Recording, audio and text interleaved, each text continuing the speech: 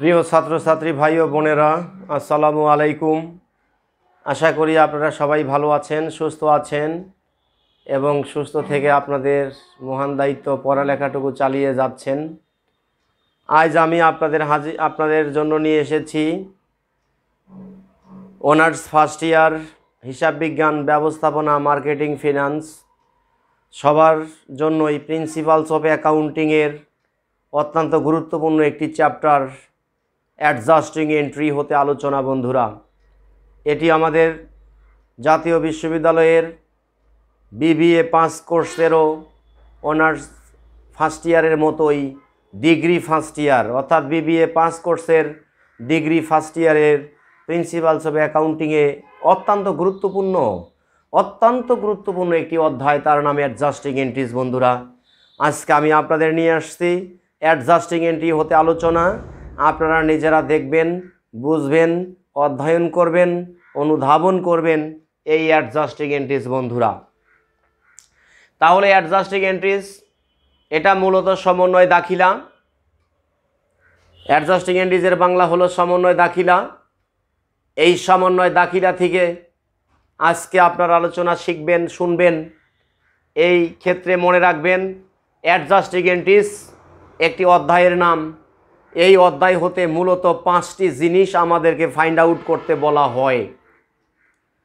অধ্যায় আমার একটি, অঙ্ক আমাদের একটি, কিন্তু এই একটি অঙ্কর মধ্য থেকে অনেক সময় একাধিক রিকোয়ারমেন্ট করতে বলা হয়। সেই অধ্যায় থেকে যে সমস্ত রিকোয়ারমেন্টগুলো করতে হয় তা হলো 1 number adjusting journal entries, 2 number reversing entries, 3 number closing entries, 4 number adjusted trial balance. এই অ্যাডজাস্টেড ট্রায়াল ব্যালেন্সকে আবার পার্শিয়াল ওয়ার্কশিট বলা হয় বন্ধুরা। এবং 5ম নাম্বার হলো মিসিং অফ অ্যাডজাস্টমেন্ট, অর্থাৎ অ্যাডজাস্টমেন্ট সমন্বয়ের মধ্যকার শূন্যস্থান যেটাকে আমরা বলি, সেটা নিয়ে আমি আলোচনা করব। তো সর্বপ্রথম আমাদের 1 নাম্বার সিরিয়ালটাই ছিল অ্যাডজাস্টিং জার্নাল এন্ট্রিজ। তো অ্যাডজাস্টিং জার্নাল এন্ট্রিজের নিয়মগুলো যদি আপনি না জানেন, আমি যতই চিল্লাই না কেন, যতই বলি না কেন, অঙ্ক কি আপনি করতে পারবেন? অবশ্যই নয়। তাহলে আমাদের অ্যাডজাস্টিং জার্নালের নিয়ম শৃঙ্খলাগুলো আপনাদের আগে জানতে হবে বন্ধুরা। তাহলে অ্যাডজাস্টিং জার্নালের নিয়মগুলো জানার আগে আপনারা দেখে থাকবেন, প্রায় প্রত্যেকটা এন্ট্রিতেই একটি কথা, 2টি কথা বা বরাবরই 2টি কথা, বরাবরই একটি কথা থাকবেই, তা হলো অগ্রিম এবং বকেয়া। হতে পারে খরচের অগ্রিম, হতে পারে আয়ের অগ্রিম, হতে পারে খরচের বকেয়া, হতে পারে আয়ের বকেয়া। অর্থাৎ এখানে বকেয়া এবং অগ্রিম শব্দটি আপনাদের মাঝে ঘুরিয়ে ফিরিয়ে বারবার আসবে বন্ধুরা। এ কারণেই আমি অ্যাডজাস্টিং জার্নালের নিয়মগুলোতে যাওয়ার আগে আমি অগ্রিমের ইংরেজিগুলো লিখে দিয়েছি এবং বকেয়ার ইংরেজিগুলো লিখে দিয়েছি। অগ্রিমের ইংরেজি কয়েকটি হলো অ্যাডভান্স, প্রিপেইড, ফরওয়ার্ড, আনএক্সপায়ার্ড এবং আপ টু। তাহলে advance, prepaid, forward, unexpired, up to যে কোনো একটি ভাষা থাকলেই বুঝতে হবে এটি আমাদের অগ্রিমকে বোঝানো হয়েছে। বকেয়ার ইংরেজি একটু বেশি, due, accrued, unpaid, not paid, owed, payable, outstanding. এই ভাষাগুলোর মধ্য থেকে যে কোনো একটি ভাষা থাকলেই বুঝতে হবে এটা বকেয়া বুঝাইছে বন্ধুরা। তাহলে অগ্রিম এবং বকেয়ার ইংরেজিগুলো আপনাদের অত্যন্ত মনোযোগের সহিত সংরক্ষণ করতে হবে এবং সেই অনুসারে আপনাদেরকে পড়াশোনাটা চালিয়ে যেতে হবে। তা আমি আজকে আপনাদের জন্য অ্যাডজাস্টিং জার্নালের নিয়ম শৃঙ্খলাগুলো আমি লিখে দিচ্ছি বন্ধুরা। তাহলে অ্যাডজাস্টিং জার্নাল বা সমন্বয় দাখিলা করিবার জন্য যে জিনিসগুলো আপনাদের অত্যন্ত গুরুত্বপূর্ণভাবে জানতে হবে, অত্যন্ত মনোযোগের সহিত জানতে হবে, পড়তে হবে, সেটি হলো এই নিয়ম শৃঙ্খলাগুলো। তাহলে নিয়ম শৃঙ্খলাগুলো আমি লিখে দিচ্ছি।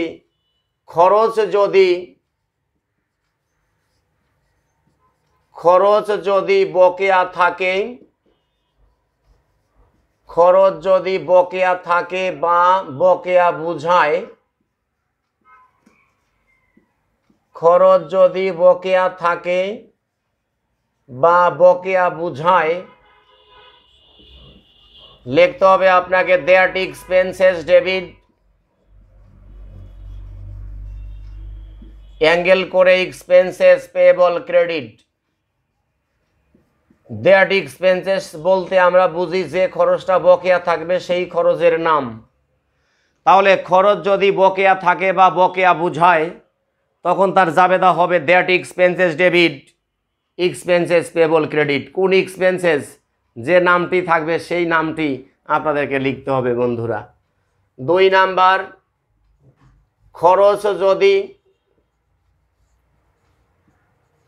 খরচ যদি অগ্রিম করা হয়, খরচ যদি অগ্রিম করা হয় বা অগ্রিম বুঝায়, খরচ যদি অগ্রিম করা হয় অথবা অগ্রিম বুঝায় তখন তার জাবেদা হবে prepaid expenses debit, prepaid expenses debit, অ্যাঙ্গেল করে that expenses credit. Prepaid expenses বা দ্যাট এক্সপেন্সেস বলতে যে খরচটা অগ্রিম করা হয়েছে সেই খরচটাকেই বোঝানো হয়েছে। এখানে অগ্রিম হতে পারে ভাড়া অর্থাৎ রেন্ট, হতে পারে আমাদের ইন্স্যুরেন্স, হতে পারে স্যালারিজ, হতে পারে অন্য কোনো খরচ। যে খরচই অগ্রিম থাকুক না কেন সেই অগ্রিম খরচের নামটি তখন ডেবিট হবে এবং খরচের নামটি আমাদের ক্রেডিট হবে। এখন আসেন খরচের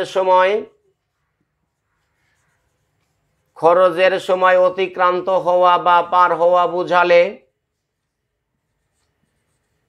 খরচের সময় অতিক্রান্ত হওয়া বা পার হওয়া বুঝালে,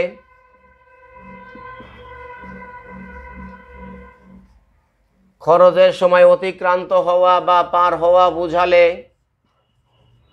2 নাম্বার জাবেদাটা উল্টে যাবে, দ্যাট এক্সপেন্সেস ডেবিট আর হলো প্রিপেইড এক্সপেন্সেস ক্রেডিট। তাহলে অতিক্রান্ত হওয়া মানেই পার হওয়া, পার হওয়া মানে খরচ হওয়া। কি খরচ হওয়া? যে নাম আছে সেই নাম। কি নাম আছে? ইন্স্যুরেন্স। তখন তাহলে হবে insurance expenses debit, prepaid insurance credit. Expired মানে অতিক্রান্ত হওয়া, অতিক্রান্ত হওয়া মানে পার হওয়া, পার হওয়া মানে খরচ হওয়া। কি খরচ হওয়া? যে নাম আছে সেই নাম। কি নাম আছে? রেন্ট। তখন হবে তাহলে rent expenses debit, prepaid rent credit. অতিক্রান্ত হওয়া মানে পার হওয়া, পার হওয়া মানে খরচ হওয়া। কি খরচ হওয়া? যে নাম থাকবে সেই নাম, অর্থাৎ যে নামের খরচ অতিক্রান্ত হতে চলেছে সেই খরচের নাম এক্সপেন্সেস ডেবিট এবং খরচের প্রিপেইড নামটি ক্রেডিট। 4 নাম্বার, আয় যদি বকেয়া থাকে, আয় যদি বকেয়া থাকে বা বকেয়া বুঝায়, আয় যদি বকেয়া থাকে বা বকেয়া বুঝায়, আয় যদি বকেয়া থাকে বা বকেয়া বুঝায় তখন তার জাবেদা হবে accounts receivable debit, accounts receivable debit, অ্যাঙ্গেল করে লিখবেন সার্ভিস রেভিনিউ ক্রেডিট। আমি বারবার ডেবিট ক্রেডিট মুখে বললেও কিন্তু ডেবিট ক্রেডিট খাতায় আমি লিখতেছি না, কারণ প্রথম নামটা হয় ডেবিট, দ্বিতীয় নামটা হয় ক্রেডিট। এটা একটু অ্যাঙ্গেল করে লিখলেই ডেবিট ক্রেডিট এ যুগে হয়ে যায়। আমাদের সময় যখন আমরা শিখেছিলাম dot dot dot dot dot dot দিয়ে ডেবিট এবং dot dot dot dot dot dot দিয়ে ক্রেডিট লিখেছিলাম, কিন্তু এখন আর সেই যুগটি নেই। এখন আমেরিকান স্টাইলে অঙ্ক করানো হয় আর আমরা ব্রিটিশ স্টাইলে অঙ্কগুলো করে এসেছিলাম। তো এখন আমেরিকান স্টাইলে বলা হয়েছে কি যে dot dot dot dot dot dot দিয়ে ডেবিট এবং ডট ডট ডট ডট দিয়ে ক্রেডিট লেখা যাবে না। তাহলে ডেবিট ক্রেডিট শুধু মুখে বলা গেলেও খাতায় লেখা যাবে না, একটু অ্যাঙ্গেল করে লেখাকে এই যুগে ডেবিট ক্রেডিট বলা হচ্ছে বন্ধুরা। 5 নাম্বার, আয় যদি অনুপার্জিত থাকা বুঝায়, আয় যদি অনুপার্জিত থাকা বুঝায়, আয় যদি অনুপার্জিত থাকা বোঝায় তাহলে জাবেদা হবে service revenue debit, unearned service revenue credit, unearned service revenue credit. এখানে অত্যন্ত গুরুত্বপূর্ণ একটি বিষয় মনে রাখবেন, এখানে শুধুমাত্র যে সার্ভিস এবং আনআর্নড সার্ভিস হবে তা কিন্তু নয়, এখানে অনুপার্জিত ভাড়া আয়ও হতে পারে, অনুপার্জিত গ্রাফিক্স রেভিনিউ হতে পারে, অনুপার্জিত কনসালটেন্সি রেভিনিউ হতে পারে। তাহলে যদি সার্ভিস হয় তাহলে service revenue debit, unearned service revenue credit. যদি অনুপার্জিত ভাড়া হয় তাহলে rent revenue debit, unearned rent revenue credit. যদি অনুপার্জিত পরামর্শ সেবা হয় বা কনসালটেন্সি রেভিনিউ হয় তাহলে consultancy revenue debit, unearned consultancy revenue credit. অর্থাৎ যে নামটা থাকবে সেই নামটা এখানে ব্যবহার করতে হবে বন্ধুরা। ষষ্ঠ নাম্বার, অনুপার্জিত আয় অর্জিত হওয়া বুঝালে, ষষ্ঠ নাম্বার অনুপার্জিত আয় অর্জিত হওয়া বুঝালে, অনুপার্জিত আয় অর্জিত হওয়া বুঝালে অর্থাৎ আয়টি অনুপার্জিত ছিল কিন্তু সেটা অর্জিত হয়ে গেছে, তাহলে 5 নাম্বার যা লিখেছেন তাকে জাস্ট উল্টো করে লিখতে হবে বন্ধুরা। Unearned service revenue debit, unearned service revenue debit, অ্যাঙ্গেল করে হবে সার্ভিস রেভিনিউ ক্রেডিট। তবে সার্ভিসের পরিবর্তে কিন্তু রেন্ট রেভিনিউ হতে পারে, কনসালটেন্সি রেভিনিউ হতে পারে, গ্রাফিক রেভিনিউ হতে পারে, অর্থাৎ অন্য কোনো নামের আয় হতে পারে, সেদিকে আপনারা খেয়াল রাখবেন। আমি 7 নাম্বার সিরিয়ালে চলে যাচ্ছি। 7 নাম্বার সিরিয়ালটি হলো আমার মজুদ পণ্যের ব্যবহার বুঝালে। 7 নাম্বার হলো মজুদ পণ্যের ব্যবহার বুঝালে। মজুদ পণ্যের ব্যবহার বুঝালে সাপ্লাইস এক্সপেন্সেস ডেবিট, মজুদ পণ্যের ব্যবহার বুঝালে সাপ্লাইস এক্সপেন্সেস ডেবিট, অ্যাঙ্গেল করে সাপ্লাইস ক্রেডিট। অষ্টম নাম্বার, মজুদ পণ্য অব্যবহৃত থাকা বুঝালে, মজুদ পণ্য অব্যবহৃত, মজুদ পণ্য অব্যবহৃত থাকা বুঝালে, মজুদ পণ্য অব্যবহৃত থাকা বুঝালে 7 নাম্বার যা ছিল তাকে উল্টো করে লিখে দিতে হবে, অর্থাৎ সাপ্লাইস ডেবিট, অ্যাঙ্গেল করে সাপ্লাইস এক্সপেন্সেস ক্রেডিট। এখানে সাপ্লাইস বলতেই আমরা মজুদ পণ্যকে বোঝাচ্ছি। যে কোনো প্রকার সাপ্লাইজের ক্ষেত্রে, যে কোনো প্রকার সাপ্লাইজের ক্ষেত্রে যদি সেটা ব্যবহার বোঝায় সাপ্লাইস এক্সপেন্সেস ডেবিট হবে, সাপ্লাইসটা ক্রেডিট হবে। আর যদি সাপ্লাইসটা ব্যবহার না হয়, সাপ্লাইসটা হাতে থাকে বা অব্যবহৃত থাকে, তখন তার জাবেদা supplies debit, supplies expenses credit. 9 number, স্থায়ী সম্পদের উপর অবচয় ধার্য করা হলে, স্থায়ী সম্পদের উপর, স্থায়ী সম্পদের উপর অবচয় ধার্য করা হলে, এই অবচয়টা অত্যন্ত গুরুত্বপূর্ণ একটি শব্দ। অবচয়ের ইংরেজি ডিপ্রিসিয়েশন। স্থায়ী সম্পত্তি ব্যবহারজনিত ক্রমিক মূল্য হ্রাসকেই বলা হয় ডিপ্রিসিয়েশন। আরেকবার বলি, স্থায়ী সম্পত্তির ব্যবহারজনিত ক্রমিক মূল্য হ্রাসকেই বলা হয় অবচয়। আর সেই ক্ষেত্রে যখন অবচয়ের জন্য যখন আপনাকে সমন্বয় দাখিলা তৈরি করতে বলা হবে, তখন তার জাবেদা হবে depreciation expenses debit, accumulated depreciation credit. তাহলে স্থায়ী সম্পদের উপর যখন অবচয় ধার্য করা হবে তখন তার জাবেদা হবে depreciation expenses debit, accumulated depreciation credit. যাচ্ছি আমি আপনাদেরকে 10 নাম্বার পর্বে নিয়ে। এইভাবে 19টি নিয়ম আপনাদেরকে জানতে হবে। 10 নাম্বার সিরিয়ালটি হলো আমাদের সমাপনী পণ্যের মূল্যায়ন করা হলে সমাপনী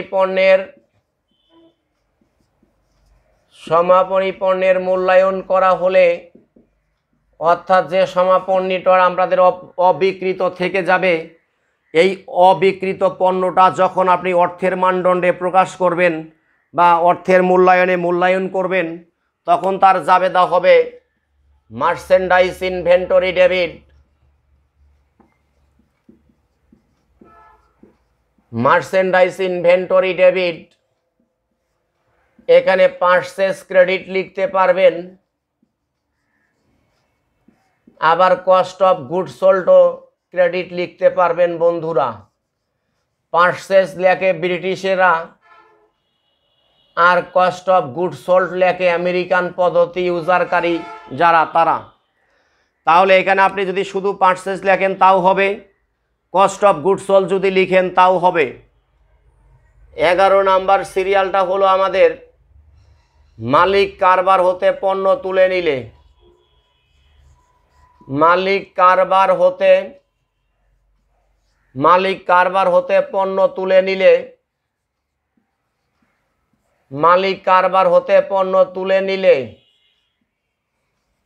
মিস্টার মালিক কারবার হতে পণ্য তুলে নিলে এখানে আপনি ড্রয়িংস লিখতে পারবেন অথবা উইথড্র লিখতে পারবেন। ড্রয়িংস অথবা withdraw debit, purchase oblique cost of goods sold credit. এখানে পারচেজও লেখা যাবে, আবার কস্ট অফ গুডস সোল্ডও লেখা যাবে। তাহলে যা বলা হলো, মালিক কারবার হতে পণ্য তুলে নিলে ড্রয়িংস অথবা উইথড্র ডেবিট, পারচেজ অথবা cost of goods sold credit হয়ে যাবে। অর দিয়া যে কোনো একটা লিখলেই কিন্তু হয়ে যাবে বন্ধুরা। নিয়ে যাচ্ছি আমি আপনাদের 12 নাম্বার পর্বে। 12 নাম্বারটা হলো বিনামূল্যে পণ্য বিতরণ। বিনামূল্যে পণ্য বিতরণ করা হলে বিনামূল্যে পণ্য বিতরণ করা হলে বিনামূল্যে পণ্য বিতরণ করা হলে অ্যাডভার্টাইজমেন্ট এক্সপেন্সেস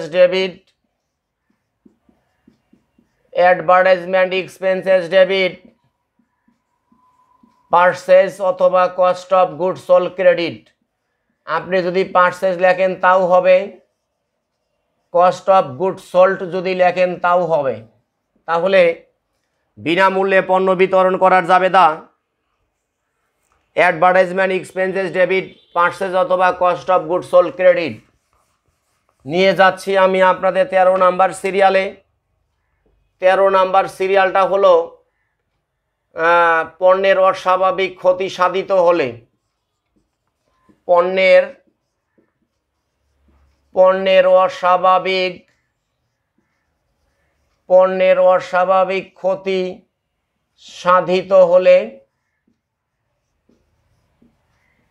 পণ্যের অস্বাভাবিক ক্ষতি সাধিত হলে abnormal loss debit, purchase oblique cost of goods sold credit. Purchase oblique cost of goods sold credit, একটি কথা বারবার বলছি, মনে রাখবেন। এখানে শুধুমাত্র পারচেজ যদি লিখেন তাও হবে, আর যদি সেখানে কস্ট অফ গুডস সোল্ড লিখেন তাও কিন্তু হবে বন্ধুরা। তাহলে পণ্যের অস্বাভাবিক ক্ষতি সাধিত হলে অ্যাবনর্মাল লস ডেবিট, পারচেজ অথবা cost of goods sold credit. 14 number, ক্ষতিকৃত পণ্যের ক্ষতিপূরণ পাওয়া গেলে ক্ষতিকৃত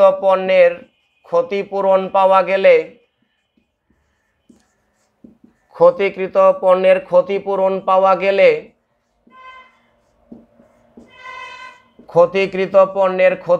পাওয়া গেলে এটাকে বলা হয় ইন্স্যুরেন্স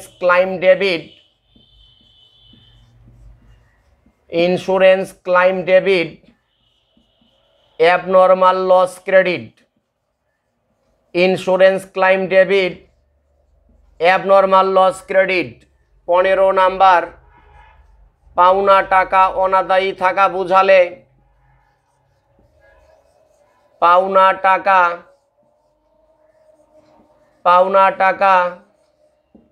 অনাদায়ী থাকা বুঝালে, পাওনা টাকা অনাদায়ী থাকা বুঝালে bad debts expenses debit, bad debts expenses debit.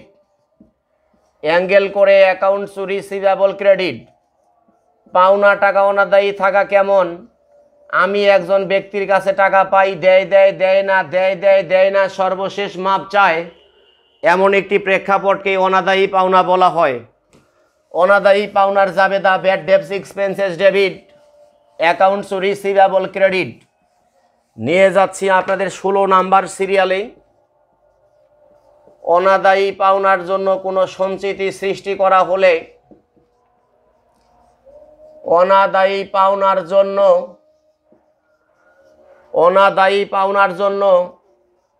সঞ্চিতি সৃষ্টি করা হলে,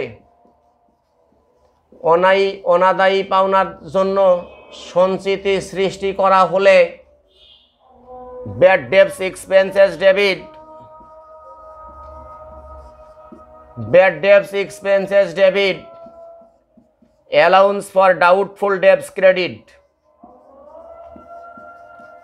allowance for doubtful dates credit. তাহলে যে বিষয়টি অত্যন্ত গুরুত্বপূর্ণ তা হলো, অনাদায়ী পাওনা হয়ে যাবে বা আদায় হবে না এটা যদি আমি আগেই বুঝে ফেলি, তাহলে এই কোম্পানির ক্ষতির হাত থেকে রক্ষা করার জন্য আমি আগেই একটা সঞ্চয়ের ব্যবস্থা করব। এই সঞ্চয়ের ব্যবস্থা করাকে বলা হচ্ছে allowance for doubtful dates credit.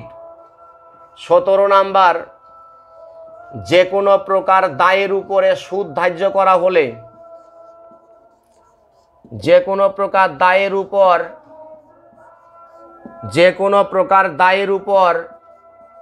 সুদ ধার্য করা হলে, যে কোনো প্রকার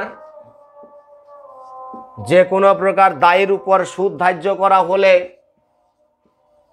ইন্টারেস্ট এক্সপেন্সেস ডেবিট,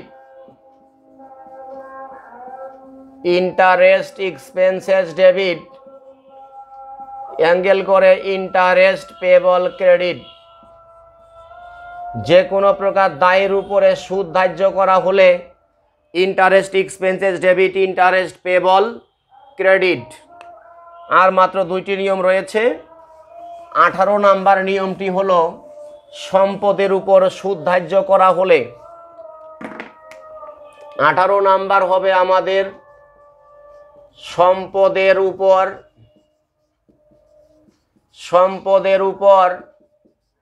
সুদ ধার্য করা হলে, সম্পদের উপর সুদ ধার্য করা হলে interest receivable debit, interest receivable debit. অ্যাঙ্গেল করে ইন্টারেস্ট রেভিনিউ ক্রেডিট। তাহলে যে বিষয়টি অত্যন্ত গুরুত্বপূর্ণ, সম্পদের উপরেও সুদ হবে, আবার দায়ের উপরেও সুদ হবে। যখন দায়ের উপরে সুদ হয় তখন interest expenses debit, interest payable credit. আর যখন দায়ের উপর সম্পদের উপরে সুদ হয় interest receivable debit, interest revenue credit. সর্বশেষ নাম্বার 19 নাম্বার, শিক্ষানবিশ সেলামি থাকলে, শিক্ষানবিশ সেলামি থাকলে, শিক্ষানবিশ সেলামি থাকলে unearned apprentice premium debit,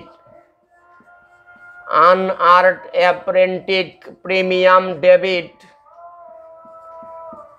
unearned apprentice premium debit. অ্যাঙ্গেল করে apprentice premium revenue credit, apprentice premium revenue credit, apprentice premium revenue credit. শিক্ষানবিশ সেলামি বন্ধুরা কেমন? কাজ শিখার পাশাপাশি কিছু অর্জন করা, কিছু মুনাফা অর্জন করা, এটা হলো আমাদের শিক্ষানবিশ সেলামি। এই শিক্ষানবিশ সেলামি যখন থাকবে unearned apprentice premium debit, apprentice premium revenue credit. প্রিয় বন্ধুরা, আজ আমি আলোচনা করেছি আপনাদের অনার্স ফার্স্ট ইয়ার এবং ডিগ্রি ফার্স্ট ইয়ার এবং সেই সাথে অনার্স সেকেন্ড ইয়ার ইন্টারমিডিয়েট অ্যাকাউন্টিংয়ে এই অ্যাডজাস্টিং চ্যাপ্টারের আলোকের আজকের আলোচনা। আপনারা এগুলো সংরক্ষণ করুন, এগুলো ভালোভাবে আয়ত্ত করুন, ভালোভাবে পড়াশোনা করুন। আগামী ক্লাসে এখান থেকে আমি গুরুত্বপূর্ণ কিছু অঙ্ক নিয়ে হাজির হব। সে নাগাদ সবাই ভালো থাকেন, সুস্থ থাকেন। বিদায় নিচ্ছি আমি অ্যাডজাস্টিং পর্ব থেকে। আল্লাহ হাফেজ।